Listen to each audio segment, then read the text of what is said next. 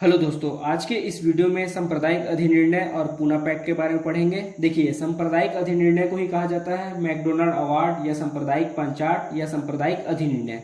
सबसे पहले सांप्रदायिक अधिनिर्णय को पढ़ेंगे, उसके बाद पूना पैक्ट को पढ़ेंगे।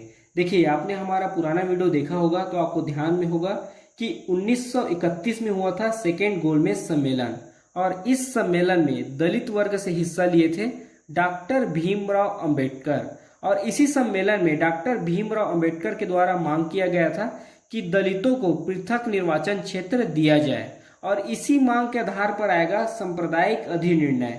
यह आएगा 16 अगस्त 1932 को, जिसमें हरिजन या दलितों को, दोनों एक ही है, हरिजन या दलित। इसी अधिनिर्णय में हरिजनों को दिया जाएगा सांप्रदायिक निर्वाचन क्षेत्र, मतलब हरिजन के लिए अलग से निर्वाचन क्षेत्र की व्यवस्था की जाएगी और अलग से उन्हें 71 सीट आरक्षित भी दिए जाएंगे।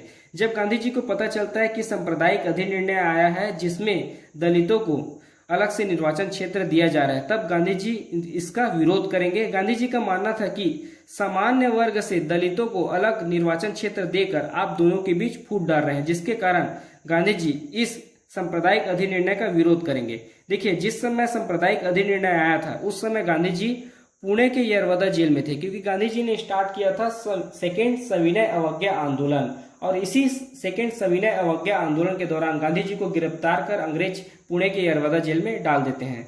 तो गांधी जी पुणे के यरवदा जेल से ही सांप्रदायिक अधिनिर्णय का विरोध करेंगे और ब्रिटेन के प्रधानमंत्री रैमजे मैकडोनाल्ड को एक पत्र लिखते हैं, जिनमें उनको आग्रह करते हैं ब्रिटेन के प्रधानमंत्री रैमजे मैकडोनाल्ड को कि आप सांप्रदायिक अधिनिर्णय को समाप्त कर दीजिए। लेकिन ब्रिटेन के प्रधानमंत्री रैमजे मैकडोनाल्ड गांधी जी की बात को स्वीकार नहीं करते हैं और सांप्रदायिक अधिनिर्णय को समाप्त नहीं करते हैं, जिसके कारण गांधी जी अब स्टार्ट करेंगे पुणे के यरवदा जेल में ही आमरण अनशन। तो गांधी जी का स्टार्ट हो जाता है सांप्रदायिक अधिनिर्णय के विरोध में आमरण अनशन। तो कुछ समय बाद होगा पूना पैक्ट। जब गांधी जी का तबियत बहुत ज्यादा खराब हो जाता है आमरण अनशन के कारण, तो होगा पूना पैक्ट। यह होगा 24 सितंबर 1932 को, स्थान है यरवदा जेल पुणे। यह समझौता होगा गांधी जी और अंबेडकर के बीच में, और इस समझौता कराने का प्रयास किए थे, मतलब इस प्रयास में शामिल है मदन मोहन मालवीय, राजेंद्र प्रसाद और सी राजगोपालाचारी के प्रयास से होगा पूना पैक्ट या पूना समझौता। इसमें हिस्सा लेंगे गांधी जी, अंबेडकर और गांधी जी के समर्थक। इसका परिणाम यह निकलता है पूना पैक्ट का कि अंबेडकर ने हरिजन निर्वाचन क्षेत्र समाप्त कर सामान्य निर्वाचन क्षेत्र का प्रावधान किया।